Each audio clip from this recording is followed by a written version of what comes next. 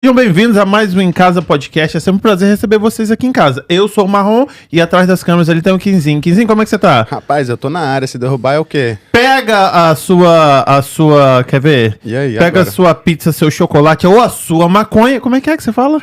Pipoca, A sua maconha, pipoca, Guaraná. sua maconha, seu Guaraná e vem e cola com a gente porque hoje o negócio, o bicho vai pegar, Kim. Hoje o papo é com o Sérgio, que eu tô tentando marcar com o Sérgio. Sérgio, muito obrigado. Prazer recebê-lo Obrigado. e conhecê-lo pessoalmente. E estamos tentando marcar esse... Já jogou nele aqui? Marcar esse encontro já tem tempo, hein? Já.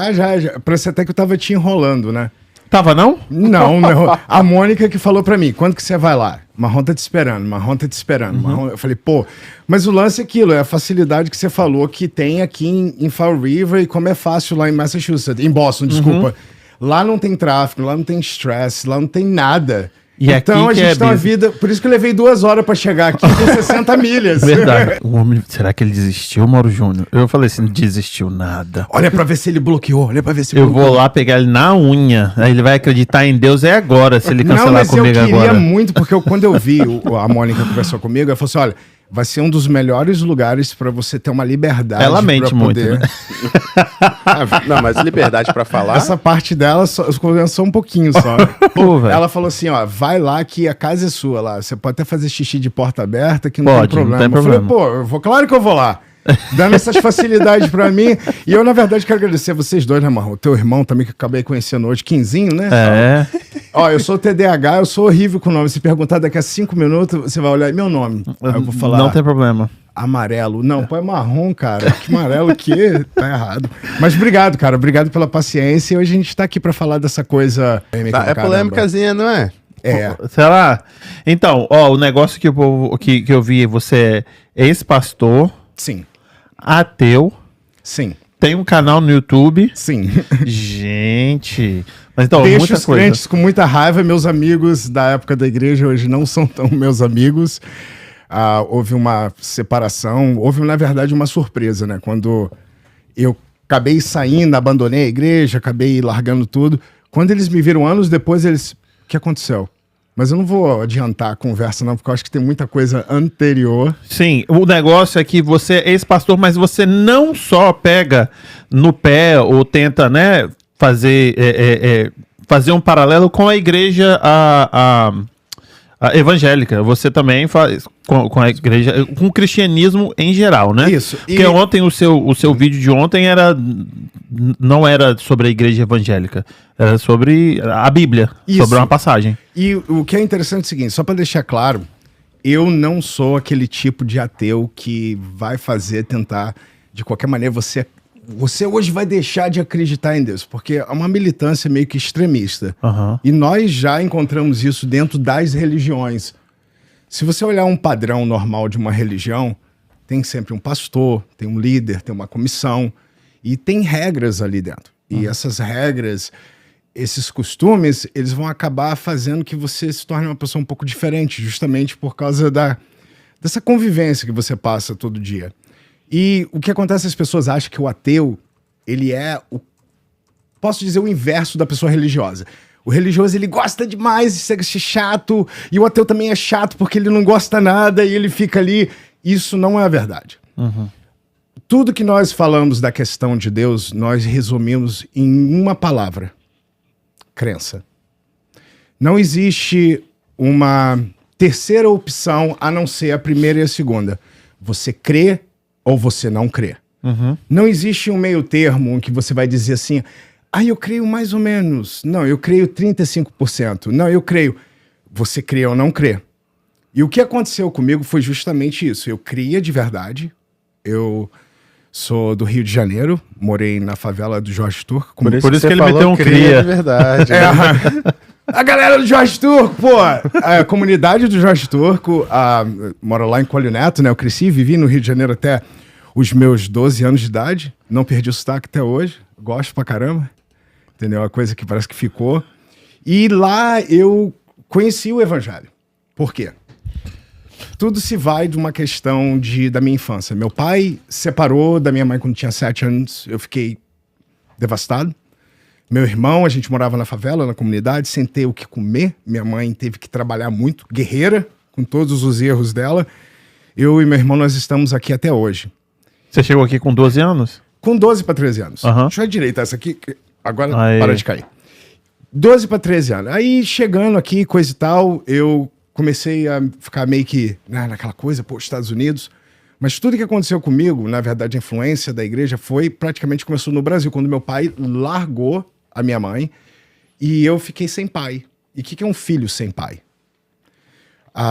Eu fiquei desesperado, 7 anos sem entender, gostava muito dele, falava, pô, cara, meu pai, coisa e tal. E eu me lembro que minha mãe, tempos depois, ela encontrou um namorado e o cara tinha uma situação legal, o Alfranes, que foi meu padrasto, ele mora aqui nos Estados Unidos, gosto dele até hoje, nós temos uma amizade. Ele foi o cara que me trouxe pra cá, minha mãe era muito bonita, então ele ficou apaixonado pela minha mãe e ele já era um cara de uma, não posso dizer classe média, mas estava encaminhando para isso. Então ele vendeu tudo e veio para os Estados Unidos. E é aí que entra a oportunidade.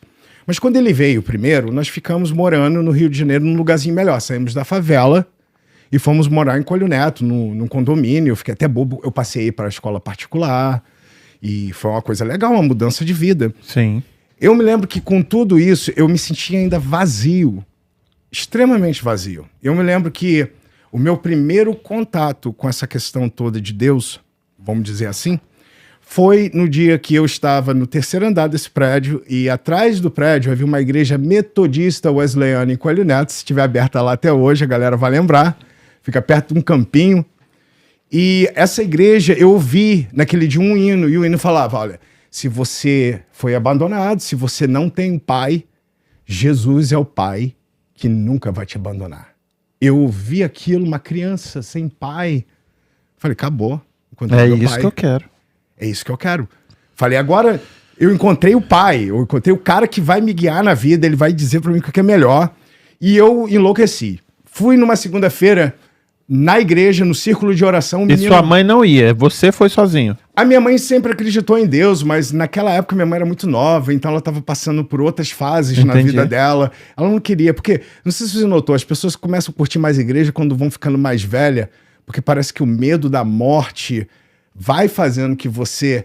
Ai, se eu tenho que me apegar a alguma coisa, senão eu vou pro inferno, porque desiste essa ideia. Também tem. Então a gente vê isso muito relacionado, mas eu não era isso, eu era um menino de 7 anos, magoado. Procurando a figura paterna. Procurando uma figura paterna. Na segunda-feira eu fui no culto, eu me lembro que as irmãs de círculo de oração estavam lá no RTT, coisa e tal. No RTT. E eu não havia muitas pessoas na igreja, então eu me sentei lá no banco de trás e uma irmã virou assim, e eu tava meio que emocionado, eu sou muito chorão.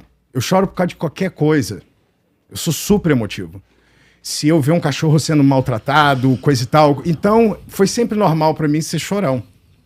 A gente vive numa sociedade hoje que o homem não pode chorar. Uhum. Se você chorar, você é um merda, você...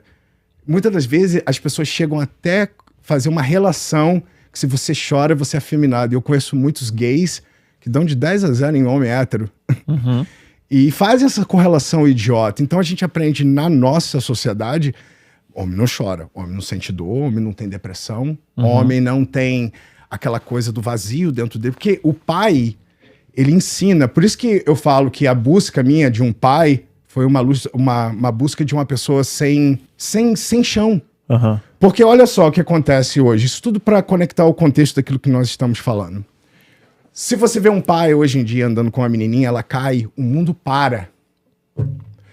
Ele joga tudo e vai lá e corre, minha princesa, machucou, pega no colo, tem que levar pro hospital. Meu Deus do céu, mas isso foi um arranhadinho. Cai o menino. Levanta, porra! Homem não chora! Levanta! Tá chorando por quê? Você já é pressionado psicologicamente desde criança, você tem que ser um homem. Você tem que ser um homem adulto, né? Porque você é um homem, mas você não é um homem adulto, você não tem conhecimento. Mas dentro dessa coisa toda da sociedade, você tem essa obrigação. Uhum. Então, você aprende disso, tem que ser duro, tem que ser coisa, e eu sempre fui muito chorão. Então, naquele dia lá, naquele meio da choradeira toda, a irmã falou assim, olha, eu tenho uma revelação de Deus pra você. Aí fudeu tudo. Uhum. 7 anos, chorando, sem pai, eu escutei que Jesus é o pai maior, a irmã tem uma revelação pra mim, eu fiquei assim olhando pra cara dela. Aí ela veio naquele sapateado, fez umas coisas com a mãozinha, Eis que falo contigo, eu sou o Senhor teu Deus, e eis que vou te usar para pregar às nações. Você não vai ficar aqui no Brasil, eu vou te levar ao mundo para pregar o evangelho. Algumas pessoas vão questionar lá aqui, ó, mas não foi meio que cumpriu a profecia, você não está nos Estados Unidos? Verdade. É. Então Deus ele é muito bundão, porque eu não tô aqui pregando o evangelho. Eu tô aqui pregando contra. Só metade da profecia foi Só se realizou, metade. ué. Ó, Só metade. a Então, metade já é muita coisa. poxa, olha só, eu tô aqui fazendo o ao contrário, dizendo para as pessoas que, olha, isso tudo é ilusão. Eu acho que vai ter até uma curiosidade, né? O pessoal ficar assim, pô, o que realmente aconteceu? Mas olha só, eu aceitei Jesus naquele momento. Eu acreditei que havia um chamado de Deus para minha vida. Naquele momento, comecei a ir à escola dominical, pedi minha mãe, a minha mãe vai lembrar disso, ela estava já aqui nos Estados Unidos, eu falei, manda dinheiro para eu comprar uma Bíblia. Eu quero uma Bíblia. Minha mãe mandou dinheiro para minha avó, comprou a Bíblia. Olha, eu não tô brincando, com 6 meses eu comi aquela Bíblia toda, eu li ela assim. Li. Mesmo sem entender nada, mas eu ouvi que o pastor dizer, lê até entender. E comecei a ler a Bíblia. Aí fui crescendo naquela coisa da igreja, aprendi a tocar bateria, coisa e tal. Mas um dia, a gente estava na reunião do pessoal do Ministério de Louvor no Brasil, na igreja. Eu já não estava mais na Metodista Orleano, já tinha mudado para a Assembleia de Deus do Campo de Madureira, que era lá na rua Dona Cecília, no Jorge Turco, galera que sabe. E eles falaram, pô, hoje ninguém vai pregar aqui, coisa e tal. Você quer pregar? E era um culto de jovem, adolescente. Entendi. Eu falei assim, pô, bicho, eu gosto de falar pra caramba, eu vou pregar. Aham. Fui lá, meio que desengonçado, preguei aquele jeitinho todo, eu achei que foi uma bosta. Aí a galera, pô, tu leva jeito pra isso. Falei, pô, legal, tudo bem. Continuei tocando música, estudando a Bíblia, fazia umas pregaçõezinhas aqui e ali. Mas quando eu bati aqui nos Estados Unidos, que eu... Aí você já tinha também já quase, o quê? 6 anos já de... Isso. 6 anos de igreja já, ué. Eu já tinha bastante tempo de igreja, já era mais alicerçado. E eu me lembro que a igreja do pastor Wellington começou em Somerville, que é a Catedral de Adoração. As pessoas podem pensar, de que igreja você é aqui nos Estados Unidos? Eu fui da igreja Catedral de Adoração do pastor Wellington de Oliveira, que começou em Brighton e agora está em Framingham. Então, se as pessoas têm dúvida que eu fui pastor, liga pro Wellington. Ok. Eu só chamo ele de pastor pela conveniência da nossa conversa. Entendi. Porque quando eu encontro esses bundão tudo, eu falo, e aí, parceiro? Como é que você tá? O Wellington. É pastor caralho, pô. Como é que é seu nome? Quando você nasceu, o médico não falou assim, pastor ladrão bunda mole. Falou o teu nome, porra. Então é o teu nome que eu falo. Quando eles não gostam de encontrar muito comigo. Ladrão bunda mole. Porque você pode ver, né, que todos os líderes das igrejas têm vida boa. Eu acho que sim. Eu não conheço muitos, entendeu? Então não sei. Todos. E é engraçado que essa prosperidade... Não, tem um que não tá bem, não. O Ed Macedo tá apertado. Eu quero passar até um pix pra ele, Ed. O Ed Macedo tem uma banheira. Eu fiz um vídeo sobre isso. Ele é, pela Forbes, considerado o pastor mais rico do Brasil, com 1 bilhão. Tá apertadinho ele. Vamos fazer um pix pra ele? Porra, cara, 1 bilhão é dinheiro pra caramba. Dá pra tirar muita criança da fome, você tá ligado? Eu acho que a gente pode ser mais útil.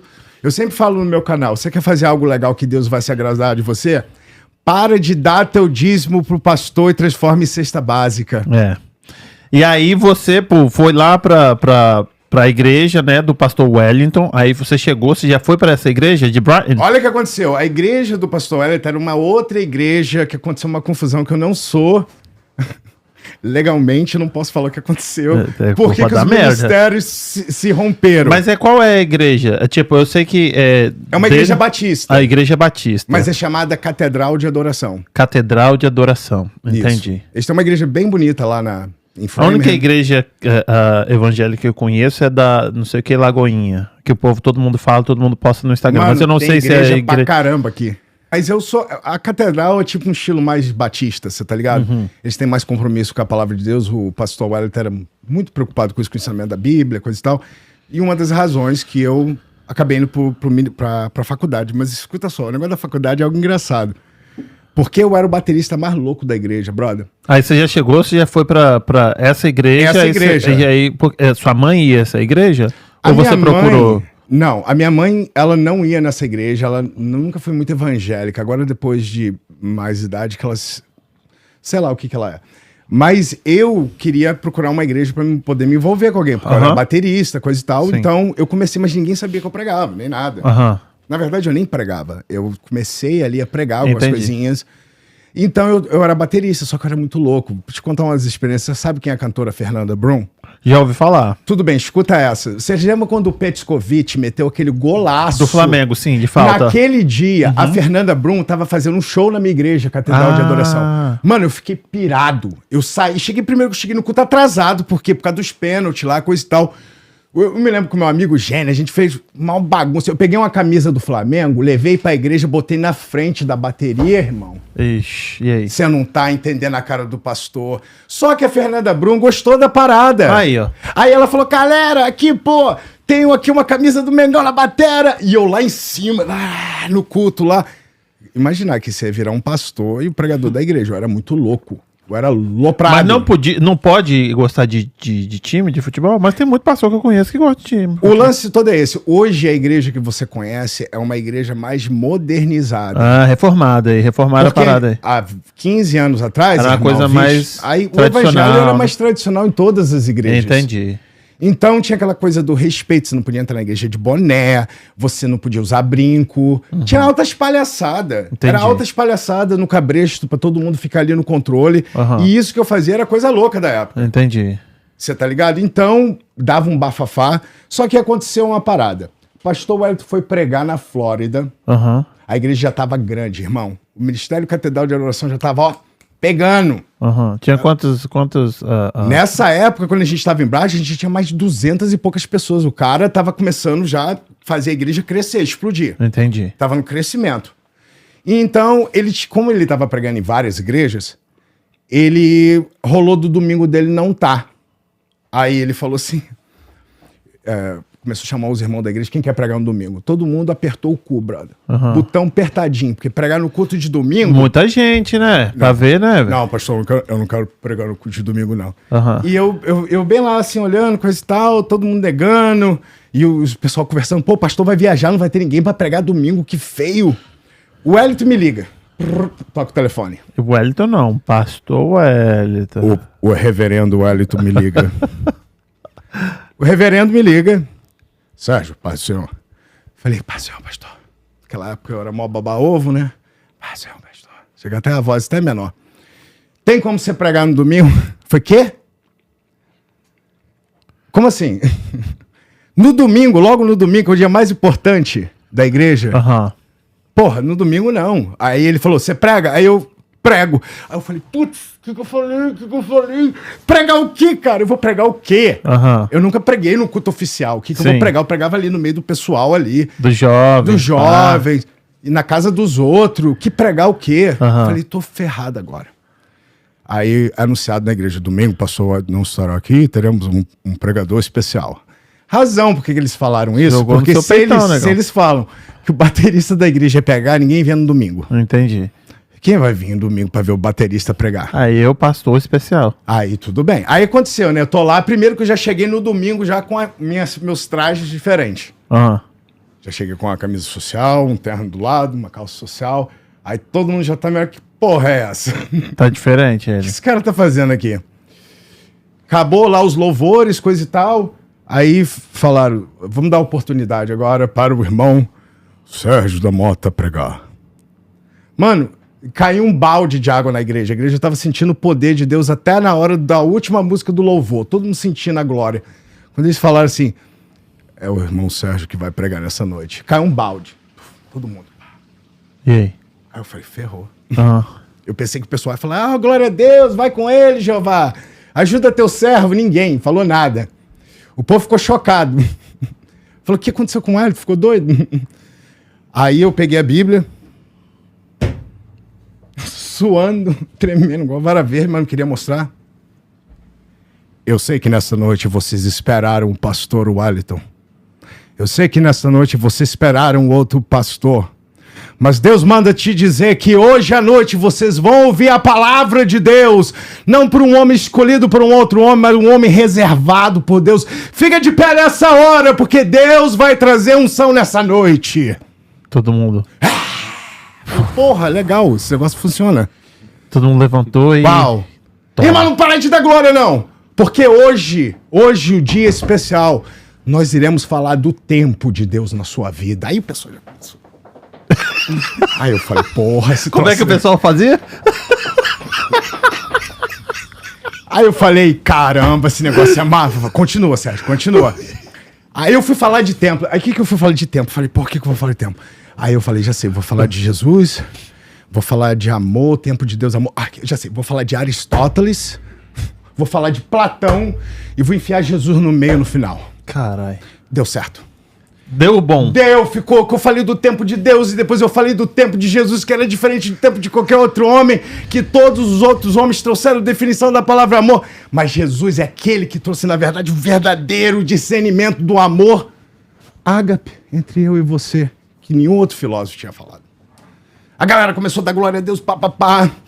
Eu vi que o negócio é pegar, mandei a igreja levantar, falei, Deus me mandou parar de pregar agora, a gente vai orar.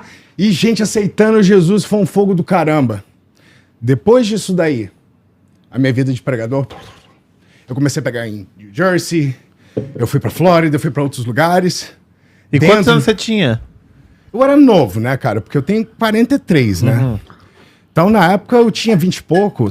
Entendi. Mas... Já não era os 12 quando você chegou, já tinha uns 15, você já tinha eu já 20 tinha, e poucos isso anos. já era um tempo, já. E logo após isso, eu fui consagrado. Aham.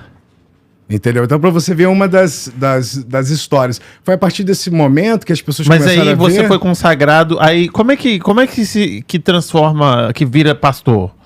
Aí que tá o lance. Porque se você é padre, né, então você tem aí, você tem que estudar teologia, você tem que estudar alguma outra coisa. Olha, o pastor Wellington se preocupava em pedir que as pessoas pudessem se preparar no máximo do possível se elas fossem separadas ao ministério. Então, o que acontece? Ele separou eu, mais uma galera, eu me movimento bastante, irmão. CTDH Percebi. é uma coisa. Faço muito gesto de Não, mão. tudo bem. Ele separou uma galera pra poder separar como pastor, evangelista, coisa e tal, algumas irmãs. Teve irmã... Tem diferença de evangelista e pastor? Tem, porque o evangelista, na verdade... Fala mais perto do microfone pra mim. O evangelista, ele tá, na verdade, abaixo. Tem o pastor, na verdade, hoje tem o bispo, pastor, o evangelista, o presbítero, diácono, missionário. O diácono é o último, né? Na verdade, ele é o copeiro. Ele é o cara, entendi. o diácono é o cara que faz a limpeza de tudo, né? Entendi. Eu não fui diácono, eu fui direto a pastor. Pum. Entendi. Eles já me consagraram. Me mandaram pra faculdade, uma coisa que a igreja fez de super legal, que eu não posso dizer. O pastor, o Wellington pagou todos os compromissos que tinha com a faculdade, era uma faculdade cara. Mas faculdade de quê? Teologia, o Gordon Conwell, eu queria ser um apologeta. O que é um apologeta? O apologeta é aquele cara que faz as defesas da verdade da Bíblia. Entendi. Eu iria defender a Bíblia. Não, sim, isso é legal, que aí é por isso que você entende tanto. Sim, o lance todo que essa vontade minha de ter 100% de certeza que Deus existe foi o mesmo motivo que me levou a não acreditar. Entendi. É o mesmo sentimento, saquei. Mas aí ele falou assim, tá bom, você vai ser pastor e aí você tinha que terminar a faculdade para poder ser consagrado? Não necessariamente. Não necessário porque... Entenda uma coisa, essa questão de faculdade é algo necessário, mas o chamado, segundo a palavra de Deus, ele não vem após uma faculdade. O chamado de Cristo... Não, tá, você pode ter o chamado não necessariamente para a ordem dentro da liturgia da igreja, você vai ser consagrado um pastor, como um padre. Você tem o chamado, não quer dizer que se você não passar por todos os rituais, você vai ser Sim, um mas padre. aí que tem um problema na igreja evangélica. Cada denominação tem uma maneira de agir de uma maneira. Não, tô entendendo. Por exemplo, tem igrejas, denominações evangélicas que não Mas, ó, deixam... pronto, você é pastor. E acabou. Tem denominações que não pode ter mulher pastora, porque na Bíblia não há pastoras na Bíblia. E eu não tô sendo aqui machista, eu tô Entendi. simplesmente falando o que a Bíblia diz. Tá repetindo. Mas aí ele te consagrou antes de você ir à escola, à faculdade. Não, eu já estava indo na faculdade quando eu fui consagrado, para poder a igreja ficar tranquila. Tipo, ele vai ser consagrado, mas ele já está estudando. Entendi. E aí só você que foi escolhido para ser o pastor? Não, na época foram 2 outras pessoas. Todo ano tinha consagração. Todo ano tinha consagração. Ah, pastor não. Pastor era pouquíssimo. Porque nesse ponto que eu tô te dizendo, a igreja chegou a ter 9 igrejas. Era um ministério super grande. Ah, virou, como é que chama? Frank, Comércio. Como é que é uma... Comércio? Quando você tem 9 igrejas, o que vira comércio? Você Entendi. não é mais pobre. E aí, então ele tinha que então, a consagração não é só para pastor. Não. Pode ser diáconos, que o diácono, quando eu falei pra você, ele é o flanelinha. Entendeu? Depois tem os caras que limpam banheiro, coisa e tal. E a pessoa também que se converte, ela tá sendo consagrada também? É assim Não, que fala? quando ela se converte, ela tem um compromisso com Cristo. Esse compromisso de ministério é um compromisso com Cristo e a igreja. Entendi. Então, são pessoas que se encontraram com Cristo e elas foram separadas ao ministério da igreja. Entendi. Você tá entendendo? E aí, você tava já na faculdade, aí você foi consagrado pastor. Pastor, E isso é essa foto? essa foto de minha chorando, Bota aí, Kim, a foto pra com essa nós. cara de bunda sou eu mesmo. Então, e aí você falou que os outros 2 meninos também eram Sim, viraram pastor. o Elcio virou pastor e o outro menino virou evangelista, eu creio. Aí a foto. A igreja lá em... Tá, fala pra mim quem é quem aí. Então, esse daqui do meu lado esquerdo, na verdade, esse é o Elson. Do meu lado direito, eu não lembro desse irmão, mas eu acho que ele foi consagrado a evangelista. Mas o Elson foi consagrado a pastor. Mas eu tô reparando aqui que você tava com um terno listrado, uma gravata quadriculada. Não sei se tá combinando muito aí, mas tava aí, hein? Tava Meio elegante. cafona? Não, ficou diferente. Ficou, não Cafona ficou? não, ficou diferente. Mas aí, pô, tá fervoroso aí, filho. Tava, né? Ele tava sentindo a unção, o biquinho. É, tá lavachúria de covas. E aí, e aí foi quando você foi consagrado aí? Aí foi quando eu fui consagrado. O óleo desceu pela minha cabeça, o pastor Otto chegou com azeite. É isso assim mesmo? É assim mesmo. Joga você um fica de azeite? joelho, é tudo simbólico, né? Sim. Aí ele vem com azeitinho, pá. Mas que não tem valor de porra nenhuma, né? Tipo, Não, mas só aí, um outro mas cara. tipo assim, então realmente você fez uma faculdade, terminou a faculdade, a igreja que pagou. Isso, a igreja sempre pagou tudo, eles sempre foram super responsáveis, Pode nunca deixaram. tirar. Isso aí eu não posso reclamar. Eles chegaram a comprar até laptop pra mim. Aí. Porque eles acreditavam que realmente eu iria produzir frutos. Aham. Só que houve uma desconstrução grande, algo começou a detonar minha cabeça. Quando a igreja já estava pronta, a gente estava terminando a igreja de Pibre para começar, na verdade, a fazer os trabalhos lá, um rapaz chegou lá na igreja, o Arison, que era guitarrista, com um vídeo do YouTube de um cara chamado Matt Delahunt. Ele tem um programa chamado The Atheist Experience, que é a experiência ateia. E esse cara foi um dos primeiros, naquela época, a confrontar questões bíblicas. E ele chegou lá, eu me lembro que ele chegou, cara, tu já viu esse cara? O tal de Matt Delahunt, ele tem uns argumentos, tá botando os crentes tudo no bolso, porque no programa dele, qualquer pastor podia ligar, perguntar algo sobre a Bíblia e o cara dava a resposta. Bicho, o programa tem 18 anos, ninguém nunca conseguiu calar a boca do cara. Ele tá aí ainda? Tá ainda. Aham. Eu sou fã dele até hoje, tanto que na época eu me revoltei. Eu falei, eu vou estudar mais, porque eu quero ligar lá um dia no show, eu vou provar esse Matt Delahunt, que ele tá errado, Deus existe sim. Eu vou provar essa porra. Não, tá, não desse jeito. Mas eu vou provar que ele tá errado, tudo bem. Aí eu comecei a estudar, aí o pau quebrou. Porque aí eu comecei a ver os programas do Matt Delahunt, e quando eu acabava de assistir, cada vez que ele argumentava com alguém, eu falava, mas eu também não tenho resposta para isso. Eu não tenho resposta para isso. Eu também não. Várias coisas que eu uso no meu vídeo são frases que ele... São deles, não são minhas. Como uma delas. As pessoas perguntam que... Falam que a gente acredita em Deus por fé. E ele fala assim, ó. Fé é aquilo que as pessoas acreditam sem evidências. Só por vontade própria. Elas não conseguem racionalizar a fé. Porque fé, se você parar para pensar comigo, fé justifica qualquer coisa. Sim. Você conseguiria dar para mim algo que fé não consiga justificar? Não. Você pode justificar qualquer coisa em nome da fé. Por exemplo, essa garrafa d'água caiu no chão pela fé. A gente não tem como testar, mas a gente não tem como pegar e não justificar que seja. Por exemplo, Sim. pessoas pegam aviões e batem em torres e falam que foi a mandado de Deus. Uma mãe afoga o filho porque diz que Deus mandou porque as crianças eram demônios. Então fé pode justificar qualquer coisa. Tanto quanto é bom, quanto que é ruim. Aí eu digo pra pessoa que fé, ela não é algo que pode evidenciar a existência de Deus. Porque ela pode evidenciar qualquer Deus. Sim, mas continua sendo Deus. Mas aí que tá o grande problema. Quando você fala pra mim que a fé, ela vem evidenciar Deus, você tem um pequeno problema. Você tá falando pra mim do Deus judaico-cristão que você conhece pela cultura brasileira, que foi levada pelos portugueses ao Brasil, que era o catolicismo romano, que hoje nós sabemos que o evangelho, o cristianismo tomou o Brasil. Só que tem um grande problema. Se você for pra Síria, 99% das pessoas na Síria acreditam que Alá é o Deus. E eles vão sentar aqui nessa mesa e vão falar pra mim, ele é Deus. Se você for pra qualquer outra, se você for pra Índia, os hindus vão falar que o Deus deles, Shiva, é o Deus verdadeiro. E lá tem mais gente, então a gente tá mais complicado, né? Tem mais gente dizendo que é verdade.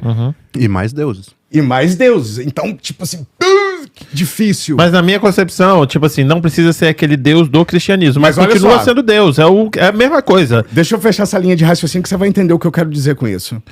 Todas as pessoas dizem que existe um Deus, todas as religiões dizem que há um Deus, todas as religiões vão processar uma fé de Deus. Porém, todas as religiões não podem estar corretas, porque elas se contradizem. Continua. Elas se contradizem. Por exemplo, uma religião dizendo que o Deus dela está certo e o outro está errado, elas brigam entre si. Por exemplo, exemplo é o catolicismo e os cristãos no Brasil. Eles se odeiam. Porque um diz que Maria é santa, o outro diz que não é. Você tá entendendo? Sim. Então nós temos um problema a resolver nessa discussão. Todas as pessoas podem afirmar que Deus dela existe. O problema é elas afirmarem com certeza que o Deus dela é diferente dos outros. Não, eu acho que é aí que tá a ignorância. Não é em Deus, mas sim na religião. Eu acho que todos esses deuses aí é o mesmo Deus, porra. Sim, mas a religião é um fruto de Deus. Mas tudo é um fruto de Deus. Até essa discussão que um tem o outro, que Qual tem Deus? vários deuses aí, entendeu? Qual Deus? Zeus, Shiva... Também, são todos iguais na minha cabeça. Olha, eles não, uma coisa vocês vão ter que concordar comigo. Todos esses deuses podem estar certo ao mesmo tempo? Porque é o mesmo. Na Não. minha cabeça é o mesmo. Não, porque se você estudar a história da religião, você vai ver que existem religiões que são completamente contra com as outras. Não, na minha cabeça, se você olhar se você os dividir Vikings, se você a religião colocar dos Vikings... a ideia do que é Deus, pode sim, todos estarem certos. Eu Às vezes também não acho. vai ser esse Deus como você ou a maioria das pessoas talvez Que tá na entendam. Bíblia ali, né? Não, que é o Deus Supremo, vamos colocar assim, né? Que é o que criou tudo e todos. Talvez não Agora- seja esse ser com qual eles estão tentando representar, seja alguma coisa talvez menor do que isso daí, ou análogo a isso daí, mas continua sendo Sim. Deus à vista dele, ao modo deles verem. Não pode todos esses deuses existirem, porque vocês conhecem as características de um deus. Você não pode usar a palavra Deus avulsa. Tem atributos. Mas quem bota o atributo... Não. Isso aí é por definição. Isso é por definição filosófica. Senão Ok. a gente não tem um argumento. Tá. Se a gente não criar uma definição filosófica, a gente não tem um argumento. Tipo, Vai. você não pode falar assim, vamos falar de Deus, mas não falar de Deus. Não, você tem que falar de Deus e esse Deus ele precisa ser personificado para que as pessoas possam entender. Agora, arrepiados, vou fazer uma pergunta simples para vocês. Faça uma pergunta, sim. Se você acredita no que a Bíblia ela fala, que ela é a palavra de Deus e ela é verdadeira, nós vamos nos encontrar agora no primeiro capítulo da Bíblia, Gênesis. A Bíblia nos fala o quê? Que existia, Deus fez o homem, a sua imagem e semelhança, e da costela de Adão quem veio a progenitora Eva. E, consequentemente, nós temos duas crianças machos, Caim e Abel. Tudo bem, 4 seres humanos no planeta Terra, Deus responsável por 4 pessoas somente, o Todo-Poderoso do Universo. Caim mata Abel. Tudo bem, 3 pessoas. Grande problema. Porque logo depois disso, a Bíblia nos relata que existe a linhagem de 7. Você tem um grande problema. Com Eva e 2 pintos, macho, e mais ninguém no planeta Terra. Você tá dizendo pra mim, negros, asiáticos, toda a cultura, toda a raça, todos os seres humanos diferentes aqui vieram realmente de um incesto, de um filho que comeu a mãe? Não, porra, mas aí você também tá querendo falar que como é que é? O dragão de Komodo não entrou na arca. Não, mas você tem A que... mesma coisa. Ok, vamos fazer matemática simples. 3 pessoas. Não, sim, não, tô entendendo. Tô entendendo. Se o que você for tá por dizendo. essa razão, por essa lógica, ok, mas tipo... Tô entendendo. O mais Mas provável qual é o que não truque? é... O Mas mais qual é o- provável é que não era os únicos seres não eram Adão e Eva na Mas Terra. aí né? tem um ele tá problema falando na na Bíblia, né? Tipo, ele tá seguindo a A linha da cronologia da Bíblia. Bíblia. Aí quem sou eu pra poder argumentar em cima de alguma coisa que eu não tenho domínio, né? Não, sim. Não, mas você entende que isso é algo bem simples, é uma linha de raciocínio que a gente pode chegar. E se a Bíblia, ela é... Entenda que esses argumentos aqui não estão querendo dizer que eu acabei com a existência de Deus. Não é Sim, isso. sim. Porque quando eu falo de existência de Deus, eu tento imaginar na mente das pessoas algo que seja fora da religião, uma crença individual. Eu não tenho como mudar isso. Aham. Eu não tenho como mudar o que você acredita. Sim. O problema é que a religiosidade, o fanatismo, as Não, aí eu concordo com afirmações- você. Aí eu concordo com você. É por isso que muita gente diz que eu não acredito em Deus, porque por causa da religião. Entendeu? Aí eu concordo. Porque se for religião por religião, aí não vai fazer 0 a 0, sentido. 0 com Isso. 0, corta. Isso, entendeu? Porque aí um Deus daqui, o outro ali, todo mundo tá falando de Deus, mas eles estão brigando, ou tá sentando. Não faz Isso, não faz sentido. Mas por isso que pra mim, ou aquela história, não tem como provar que isso aqui caiu no chão porque foi a fé.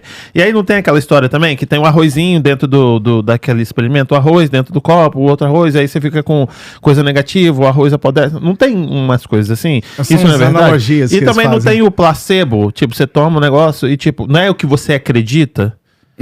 E isso aí não é. Qual que é a diferença da fé ou daquilo que você acredita? Você tomou um medicamento que é só farinha bem. e você melhorou. Se você perguntar pra mim assim, Sérgio, você não tem fé, o que você tem? Eu tenho uma resposta pra você. Que é. Ok, fé é a desculpa que as pessoas dão quando elas não têm razão lógica pra poder justificar sua crença. Mas tem muita Guardou a coisa fra- que não tem Guardou razão. a frase? Lógica, não é? Entendeu? Guardou? Eu não tenho fé, eu tenho confiança. Ok. E fé, É isso. pra mim, é confiança. Mas a gente tá falando da mesma coisa com Mas tipo, não, palavras fé, diferentes, Não, não? acho que não. Ele entendeu? Eu acho que, sacou? porque eu penso, eu compartilho disso também, eu tava conversando sobre isso hoje. Eu acho que fé é tipo assim, vamos lá.